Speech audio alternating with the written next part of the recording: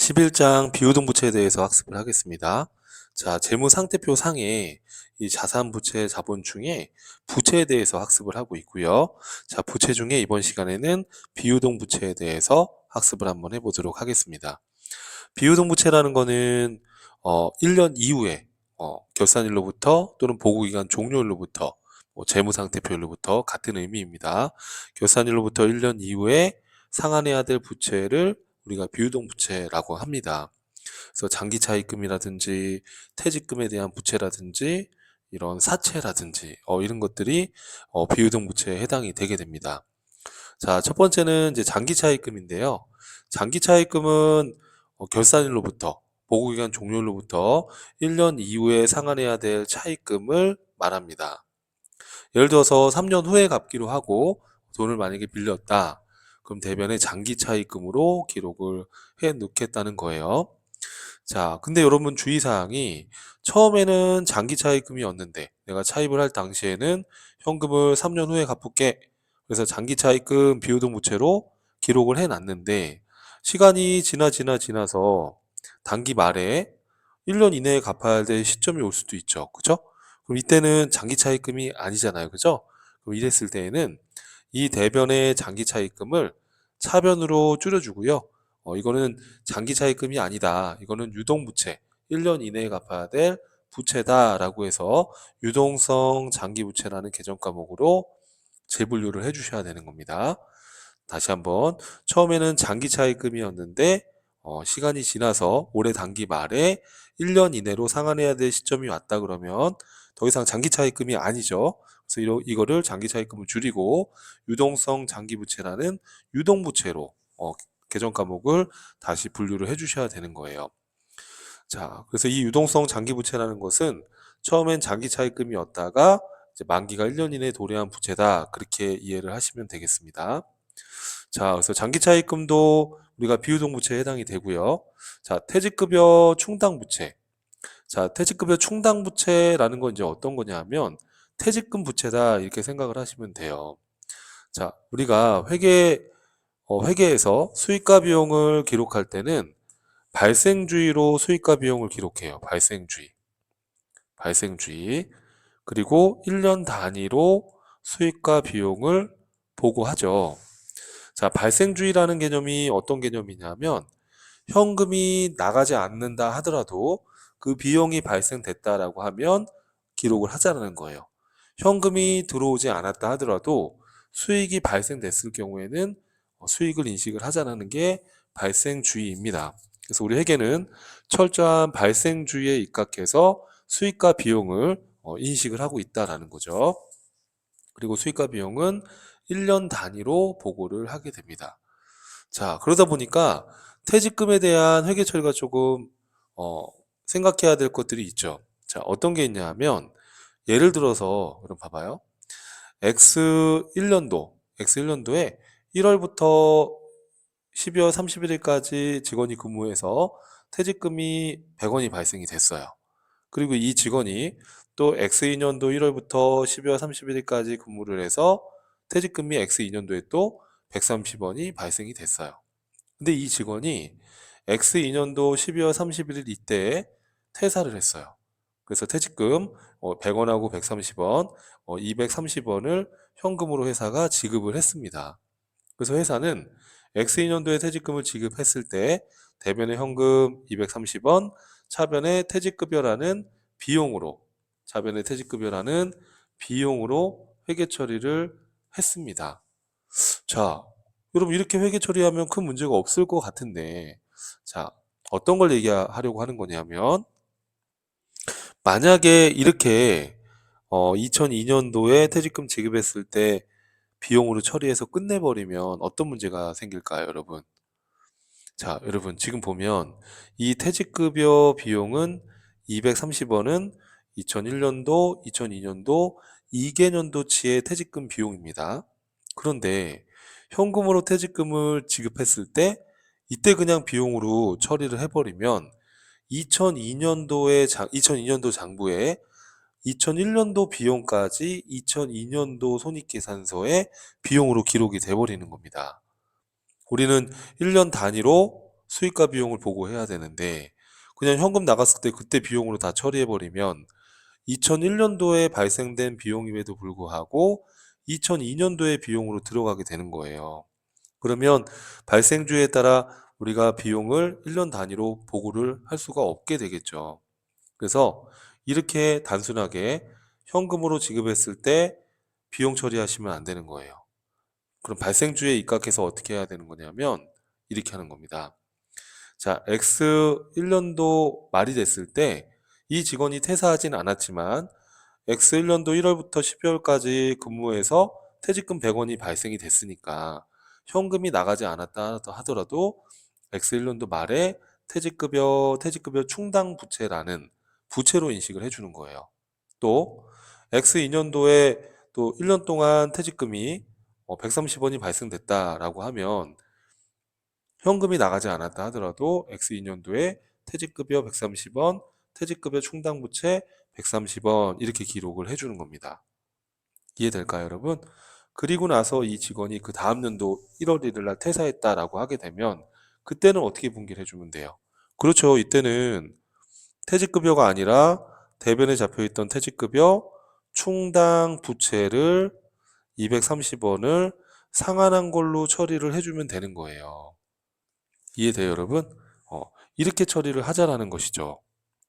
자, 이렇게 처리를 하게 되면 우리가 X1년도에 발생된 퇴직급여는 X1년도의 비용으로 들어가고 X2년도에 발생된 퇴직급여 비용은 X2년도의 비용으로 기록이 딱 구분돼서 비용 처리가 되겠죠. 이게 발생주의 개념입니다. 이렇게 했다가 퇴직금을 지급한 시점에서는 이 충당 부채를 상환한 걸로 처리를 하자라는 거예요. 이해하시겠죠, 여러분들?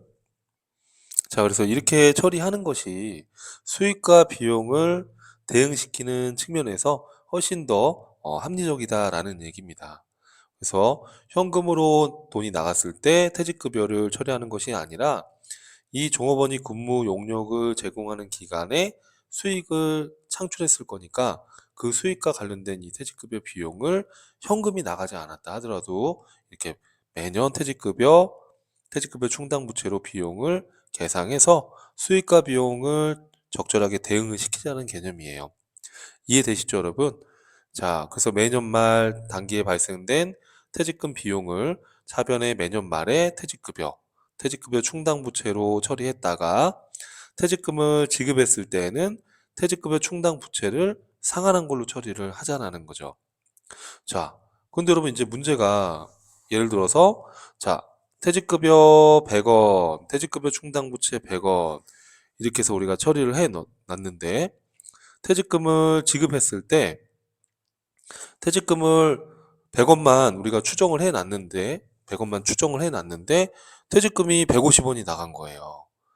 퇴직금을 더 줄 수도 있잖아요. 그죠? 우리가 추정한 것보다 매년 말 퇴직금을 추정해서 퇴직급여 충당부채로 기록을 했는데 실제로 직원이 퇴사해서 퇴직금을 지급했을 때 퇴직금이 150원이 나가야 되는 상황이다. 그러면 이때는 어떻게 해야 될까요? 퇴직급여 충당부채 우선은 100원만 잡아놨으니까 100원을 사용하고 100원을 상환했고 그러고도 만약에 50원을 더 줬다 그러면 그거는 추가적인 퇴직급여로 비용으로 처리를 해주는 거예요. 자, 그리고 퇴직금을 줄 때 퇴직소득에 대한 세금을 원천징수하고 지급을 합니다. 그러면 퇴직금이 150원이지만 140원만 지급을 했고 10원은 원천징수한 퇴직소득세 세금이다 라고 한다면 그 원천징수한 세금은 예수금으로 이렇게 회계 처리를 해주셔야 되는 거예요. 그래서 매년 말 퇴직급여 충당부채 이렇게 부채를 추정해서 퇴직급여 충당부채를 잡았다가 퇴직금을 지급했을 때는 퇴직급여 충당부채를 상환한 걸로 처리하되 충당부채보다 더 지급한 게 있다 그러면은 더 지급한 건 그의 그냥 퇴직급여 비용으로 처리하고 퇴직금을 줄 때 세금을 원천징수한 게 있다 그러면 그거는 예수금으로 이렇게 해서 기록을 해놓자라는 얘기입니다. 이해되시죠, 여러분? 자, 케이스를 통해서 한번 보시죠. 자, 24년도 12월 31일 전 직원의 퇴직금 추계액. 그럼 퇴직금 추계액이라는 게 퇴직금을 추정해서 계산한 금액을 말하는 거예요. 퇴직금 추정해서 계산해 봤더니 24년도 12월 말일 날 1,200만 원의 퇴직금이 발생됐대요. 1년 집계. 그래서 우리는 24년도 12월 말일 날 차변의 퇴직급여 1200, 대변의 퇴직급여 충당부채 1200으로 기록을 했어요. 자, 그랬다가 종업원이 그 다음 년도 1월 20일 날 퇴사를 한 겁니다. 그래서 퇴직금 200만 원을 지급하면서 퇴직소득세 10만 원을 제외하고 나머지를 현금으로 지급했대요. 그죠? 그럼 어떻게 하면 되겠어요, 여러분? 그렇죠. 대변에 있던 퇴직급여 충당부채를 상환한 걸로 처리한다. 이때 세금 10만 원 원천 징수한 거는 그렇죠. 예수금으로 기록을 하고 나머지를 지급을 했겠죠. 이해되시죠, 여러분? 자, 근데 여러분 퇴직금이라는 것은 종업원이 1년 이상 근무하면 우리가 퇴직금을 줘야 될 의무가 있잖아요, 기업은. 그럼 퇴직금에 대한 금액이 매년 바뀔 거잖아요, 그죠? 그래서 매년 이렇게 퇴직금 추계액을 추정해 보는 거예요. 근데 여러분 주의해야 될 게 이 퇴직금 추계액이라는 이 금액은 올해 것만 퇴직금을 추가로 계산하는 게 아니라 누적으로 계산하는 거예요. 누적으로. 누적으로 계산한다라는 거예요. 자, 이게 무슨 얘기냐 하면, 자, 제가 설명드릴게요. 자, 여러분, 이게 누적이라는 개념이 어떤 개념이냐 하면, 자, 이런 개념이에요. 봐봐요. 24년도 12월 31일 날 퇴직금 추계액이 1200이었죠. 이거는 이렇게 이해하시면 돼요. 자, 회사가 이때 설립을 했고, 24년도 1월 1일 날, 24년도 1월부터 24년도 12월 31일까지 1년 이상 근무한 직원들에 대해서 퇴직금을 추정해서 계산해 봤더니 추계액이 1200이 나왔어요. 맞죠? 그런데 이 1200 중에 25년도 1월 20일 날 퇴직금 200을 지급했죠. 그래서 이렇게 200을 지급했습니다. 그러면 1000만 원의 퇴직급여 충당부채가 남아있는 상태이지요. 그죠? 자, 그런데 X 25년도 12월 31일이 됐을 때 퇴직금 추계액이 지금 1500이다 이렇게 지금 나와 있잖아요. 그죠?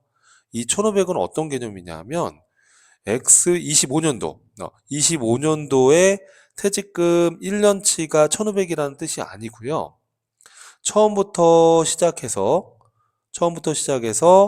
25년도 12월 31일 이 시점까지 계산한 퇴직금이 1500이다라는 의미예요. 그럼 무슨 얘기냐 하면 25년도 12월 31일 시점에서의 이 퇴직금 추계액 1,500만 원은 이 앞에 24년도 거까지도 다 포함되어 있는 거예요. 그래서 제가 이거를 누적의 개념이다라고 얘기를 한 겁니다. 누적이다라는 거죠.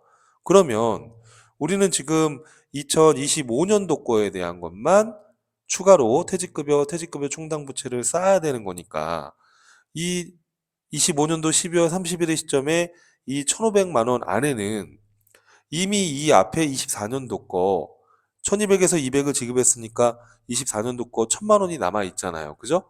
그 1000만 원이 여기 안에 들어가 있는 거예요. 1500만 원 안에. 이해돼요, 여러분들?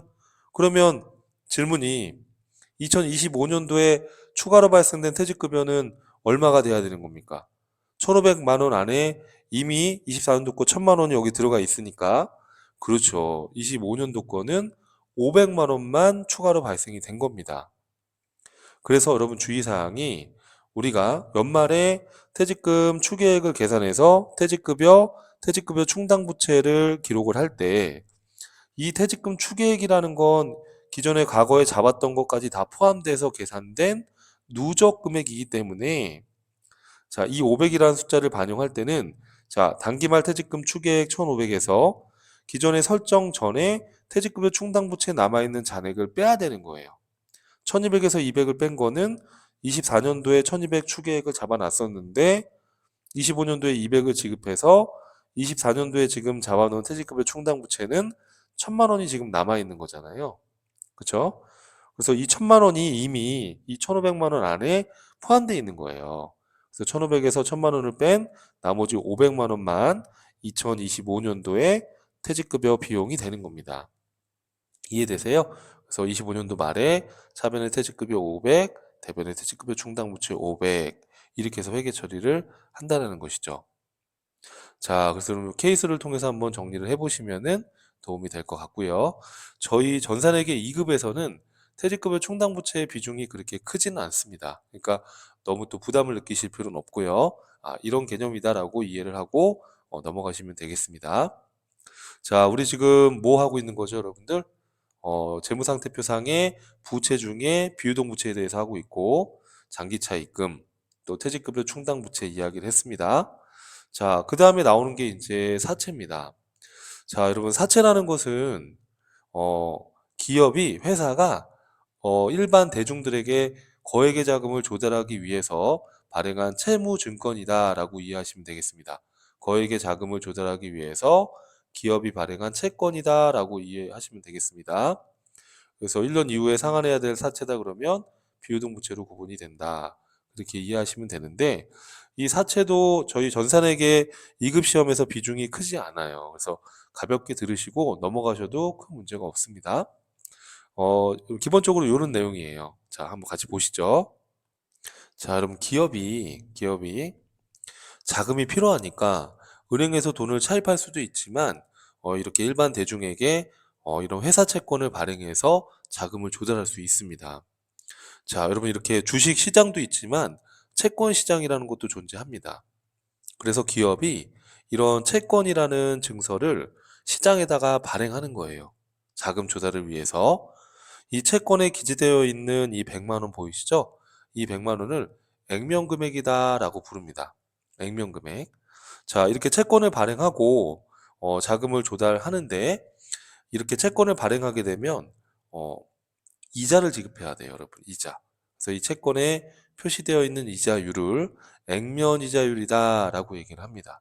그래서 지금 액면 이자율이 10%다라고 가정을 할게요.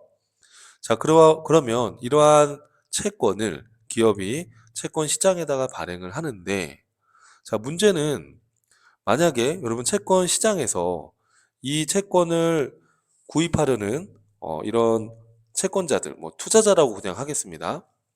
이런 투자자들이 기대하고 있는 이 수익률이 이제 시장 이자율에 반영이 되는데 지금 이 시장 이자율이 만약에 10%다라고 한다면 이 채권은 요 액면 금액대로 발행이 되게 됩니다. 여기 지금 표시되어 있는 이 100만 원으로.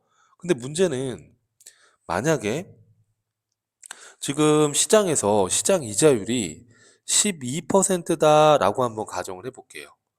이 기업은 액면 이자율 매년 10% 이자를 주겠다라고 약속했지만 지금 이 채권 시장에서는 시장 이자율이 12%다라고 하면 이 기업의 채권을 100만 원에 사람들이 사려고 할까요? 사려고 하지 않겠죠. 왜냐하면 액면 이자율보다 시장에서 이자를 더 주니까요. 그러면 이 채권을 사려고 하지 않게 되면 자, 수요가 줄게 되니까 이 채권의 가격이 떨어지게 됩니다. 채권의 가격이 떨어지게 돼요. 100만 원보다 낮게 거래가 되게 돼요. 이런 걸 여러분 우리가 할인 발행이라고 합니다. 할인 발행. 할인 발행. 액면 금액보다 이 채권의 발행 금액이 낮게 발행된다라는 거예요. 낮게 발행된다. 이런 거를 할인 발행이라고 하는 겁니다. 만약에 액면 이자율과 시장 이자율이 동일하게 10%였다면 요 액면 금액대로 발행이 되게 되는데 이거를 우리가 액면 발행이다라고 얘기하는 거고요. 자, 그럼 이제 액면 발행된 거부터 한번 볼게요. 만약에 자, 시장 이자율이 자, 액면 이자율과 동일하게 10%로 만약에 발행이 된다라고 하면요. 그때는 이제 액면 발행되게 되는 것이죠. 그래서 시장 이자율과 액면 이자율이 동일했을 때에는 사채가 액면 금액으로 발행이 된다. 자, 케이스를 보시면 4월 1일 날 회사는 자금 조달을 위해서 액면 100만 원의 사채를 발행했다. 시장 이자율과 액면 이자율이 동일하여 액면 발행했다. 이렇게 지금 나와 있습니다. 자, 그러면 차변에 현금이 100만 원이 들어오게 되는 것이고요. 대변에 사채를 발행하게 되면 사채라는 부채로 인식을 하게 됩니다. 이 사채는 이제 비유동 부채가 되는 것이고요. 자, 할인 발행됐을 때는 어떻게 되는지 한번 보시죠. 자, 할인 발행됐을 때에는 자, 시장 이자율이 액면 이자율보다 더 높은 경우에요. 시장 이자율이 만약에 12%였다라고 하면은 10%짜리를 100만 원에 사려고 하진 않겠죠. 그러면 이 채권을 사려고 하지 않기 때문에 채권의 가격은 떨어지게 됩니다. 액면 금액보다 낮게 발행되게 되는 겁니다. 이랬을 때 우리가 할인 발행된다라는 거죠. 자, 케이스를 통해서 한번 볼게요. 자, 회사는 자금 조달을 위해서 액면 100만 원의 사채를 90만 원에 발행하였다. 시장 이자율이 액면 이자율보다 높아서 할인 발행하고 현금으로 수령하였다. 이렇게 돼 있어요. 자, 그럼 여러분 이때는 어떻게 될까요, 여러분? 자, 지금 액면 100만 원짜리인데 지금 현금 90만 원에 발행됐기 때문에 자, 차변에 현금 90만 원 자산이 증가했겠죠? 자, 그럼 이때 대변에다가 사채를 90만 원이라고 기록을 해도 되겠지만 자, 이렇게 사채를 90만 원이라고 기록을 해도 되겠지만 자, 이렇게 분개를 하게 되면 이게 사채가 지금 할인 발행됐다라는 거를 표시할 수가 없잖아요. 그렇죠? 그러다 보니까 우리가 사채 발행에 대해서는 이 사채를 액면 금액으로 표시를 하자라는 거예요. 액면 금액으로. 그럼 액면 금액 100만 원이라고 표시를 하게 되면 차변에 90을 받았으니까 10만 원만큼은 할인 발행됐다라고 별도로 계정을 만들어서 기록을 하자는 거예요. 그걸 뭐라고 한다고 여러분? 사채 할인 발행 차금이라고 기록을 하자는 거예요. 그럼 이 사채 할인 발행 차금은 이 사채의 차감적인 계정이다라고 얘기를 해요. 사채의 이 액면 금액에서 차감되는 성질의 계정 과목이다라고 얘기를 하는 겁니다. 자, 그래서 그럼 좀 회계 처리가 좀 복잡하게 보일 수가 있는데, 자, 이렇게 할인 발행됐을 때는 이렇게 사채 할인 발행 자금이 기록될 수 있다 이렇게 생각을 해보고요. 자, 할증 발행되는 케이스입니다. 자, 할증 발행되는 케이스는 어떤 케이스냐 하면 시장 이자율이 액면 이자율보다 낮은 경우다 이렇게 돼 있어요. 자, 무슨 얘기냐 하면 다시 위로 가서 보면 이런 케이스예요, 여러분. 자, 이 기업이 100만 원짜리 채권을 발행하면서 액면 이자율로 10%라고 기재를 했는데 지금 시장 이자율이 8%밖에 안 돼요. 그러면 여러분 이 채권을 지금 사려고 하는 이런 투자자들은 어떤 생각을 할까요? 자, 8%를 받을 수 있지만 이 채권을 투자하면 이 기업의 채권에 투자하면 10%를 이자를 주겠대요. 그럼 이 채권을 사려고 하는 사람이 많아지겠죠. 그렇죠? 그럼 이 채권의 가격이 이 액면 금액보다 높게 발행되는 거예요. 이렇게 액면 이자율이 시장 이자율보다 더 크게 되면 이런 걸 할증 발행이다라고 얘기하는 거예요. 이런 걸 뭐라고 한다고 여러분? 할증 발행. 자, 예를 들어서 액면 100만 원짜리 사채를 110만 원에 할증 발행했다. 그래서 시장 이자율이 액면 이자율보다 낮았다라는 거죠. 액면 이자율을 액면 이자율이 더 크다 보니까 이게 할증 발행됐다라는 거예요. 그럼 이때는 액면 100만 원짜리를 110만 원에 발행했으니까 기업의 입장에서는 현금 자산이 110만 원이 들어옵니다. 그럼 사채라고 해서 부채로 기록해주고 110만 원이다 이렇게 기록할 수도 있을 거예요. 자, 근데 여러분 이렇게 기록하게 되면 이 사채가 할증 발행됐다라는 걸 표시할 수가 없잖아요. 그러다 보니까 우리가 할증 발행됐을 때에는 이 사채를 액면 금액으로 100만 원으로 표시를 하고 액면 금액 초과된 20만 원은 사채가 할증 발행됐어라고 따로 기록을 해자라는 거예요. 이 계정 과목을 뭐라고 하는데요, 여러분? 사채 할증 발행 차금이다라고 하는 겁니다. 이 사채 할증 발행 차금은 사채의 가산 계정이다 이렇게 보시면 되겠습니다. 자, 그래서 그러면 사채 부분은 저희가 전산회계 2급에서는 크게 중요성이 사실은 높지 않습니다. 그래서 너무 스트레스 받지 마시고요. 요 정도 내용을 확인만 해주시면 되겠습니다. 그래서 사채는 거액의 자금을 조달하기 위해서 발행한 채무증권이다. 그래서 액면 발행, 할인 발행, 할증 발행 세 가지의 유형이 있다는 거. 자, 액면 발행했을 때에는 액면 이자율과 시장 이자율이 동일하기 때문에 액면 금액으로 이렇게 발행이 되고 할인 발행은 시장 이자율이 액면 이자율보다 더 높다 보니까 그죠? 이 사채의 발행 금액이 낮아진다라는 거죠. 그럼 이때는 사채 할인 발행 차금으로 해서 사채 액면 금액에서 차감적으로 표시를 해주는 겁니다. 할증 발행됐을 때에는 시장 이자율이 액면 이자율보다 낮다. 즉 액면 이자율이 시장 이자율보다 더 크다는 얘기죠. 그러면 이 기업의 채권을 사려고 할 거고 이 발행 금액은 액면 금액보다 더 높아질 거다. 그러면 이게 할증 발행됐다라는 걸 알려주기 위해서 사채는 액면 금액으로 기재해주고 대변에 사채 할증 발행 차금으로 해서 이 사채의 가상 계정으로 해서 별도로 기록을 해주자라는 얘기입니다. 이해하시겠죠, 여러분? 자, 그리고 이제 비유동부채 쪽에서 이제 마지막으로 나와 있는 게 임대보증금이에요. 자, 임대보증금 요 그림은 우리가 임차보증금 편에서 봤었는데 다시 한번 확인해 보면 임대보증금은 이제 임대인의 입장이다라고 보시면 돼요. 자, 우리 임대인의 입장에서는 세입자한테 보증금을 받겠죠. 그럼 그 보증금은 나중에 계약이 끝나고 세입자가 나간다고 할 때 다시 돌려줘야 될 거예요. 그죠? 그 임대보증금은 부채에 해당이 돼요. 그죠? 근데 이 부채 중에 비유동 부채에 해당이 된다라는 얘기입니다. 자, 이해되시죠, 여러분? 그리고 매달 임대료 수익이 또 생길 수 있겠죠?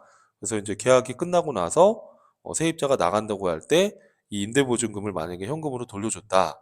그러면 임대보증금이라는 부채가 차변으로 감소하겠죠. 이해하시겠죠, 여러분? 이 부분은 앞에서도 봤던 거니까 여러분들 한번 검토해 보고요. 자, 그래서 이번 시간은 우리 비유동 부채와 관련해서 비유동 부채 개정 과목들을 같이 봤고요.